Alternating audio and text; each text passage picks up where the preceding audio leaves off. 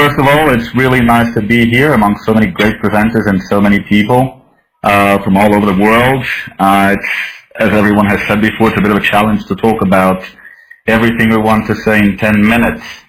And when I was thinking about what I was going to talk about, I chose to discuss something that happened to me this year, which was changing the context of my teaching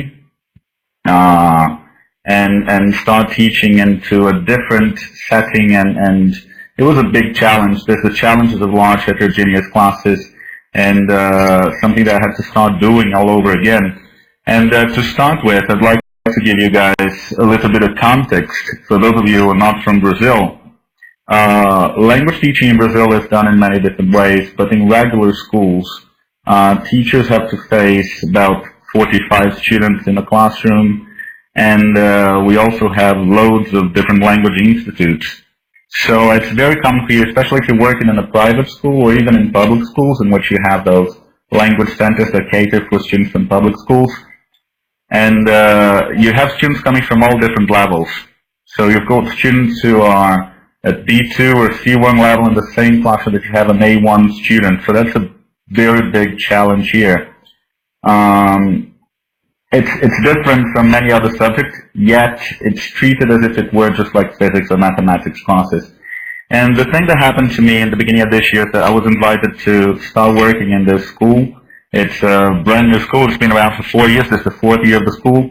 And one of the main challenges was taking over the high school students and also coordinating all of the language program in the school from nursery to high school.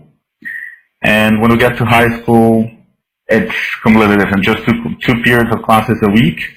And I had students who asked me about, okay, what does when mean? And I literally had that question.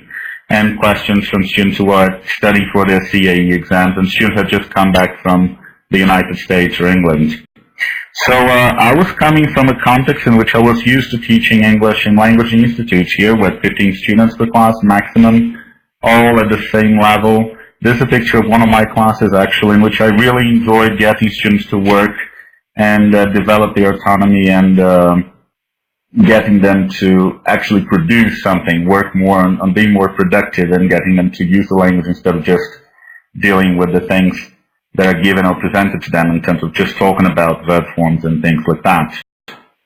And, well, when I was invited, the first challenge that came to mind was exactly this. How am I going to teach someone something without doing something that most English teachers do here in Brazil, which is teaching about the language instead of teaching the language? How can I cope with that? How can I do that in a way that it makes sense?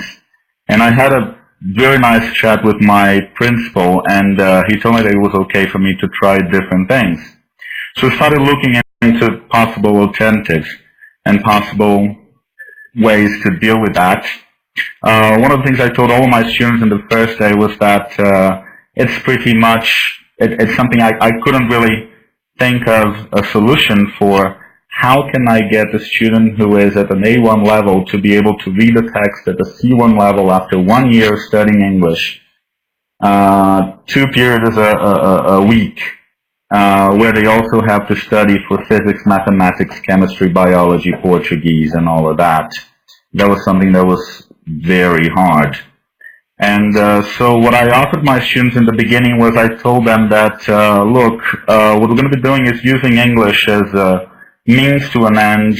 I'm going to bring you lots of texts and get you guys to start thinking critically. And maybe that's also going to help you in your composition when you have your entrance exams for university, and teaching you a bit more about supporting your challenges, supporting your views, your arguments, and making sure that you guys can come up with your own solutions and your alternatives for the problems you might have. And also, obviously, it's an English class, trying to help you out with the language. So what I did was, with the freedom I had, I started teaching them differently. So this was the road taken. This is a picture of one of the lessons in which I stopped with my lectures. And I guess I'm the only teacher in the school right now who hasn't been using lectures as a means to teach the language. I'm using some Google tools in which I get the students into groups according to their levels, and I give them different alternatives so they can start working. When they get to class, they just open their documents, they know exactly what to do, and I can circle around, I can walk around and help students individually. We've also had lots of debates in the classroom, and we've been getting students to read texts, watch videos in Portuguese or in English, something related to the context so that we can work on vocabulary and getting them to discuss whatever it is that they're learning, and not only discussing that, but also being able to support their views. One more thing that I have done, this is a recent picture in one of my classes, is that I feel that teaching is more than just transmitting information. I think that most people who are here today also believe that. It's also about bonding. It's about trust. It's about rapport. It's how can you show the people that you're teaching that there's more to education than just passing on the knowledge you have. And getting to know your students as individuals, not just as people who are sitting there who have to take an exam and that's it. So fortunately I was able to build very good rapport with them. These are high school students, grade 11 students right here, and we had an internal competition, and I was very active in playing with them. I let them paint my face and all that, but not only that, this actually helped me build rapport with them. And it's very easy for me to talk to them about the things I expect them to do, give them feedback, and make sure that they listen to you. It's one thing that I noticed is that they tend to listen more to you. They tend to be more responsive to what you ask of them when they feel that you truly care about what they want. So this is really, really nice, and that's one of the other things I've been doing as well. So first, catering for students at different levels, making sure that each one of them is getting their share of learning according to their level, and also showing them that it's much more than just a grade, much more than just a grade. And we've been working with that, and it's working actually. That's something that's been really good. The possible outcomes of that is that I started giving the students control of what they want to do. So we had lots of projects. These are here 4 different projects from 4 different groups, and we have some of them online. And they were supposed to produce an online magazine or an online newspaper, and we included lots of different subjects here. And it's really good for us to understand that students are able to be in charge of their learning when there's someone guiding them. I saw earlier on Cecilia was talking about that, the invisible teacher, and I agree with what she said. It's not the invisible teacher, it's just making sure that you are available to guide them and to show them what's necessary without being there on the spotlight.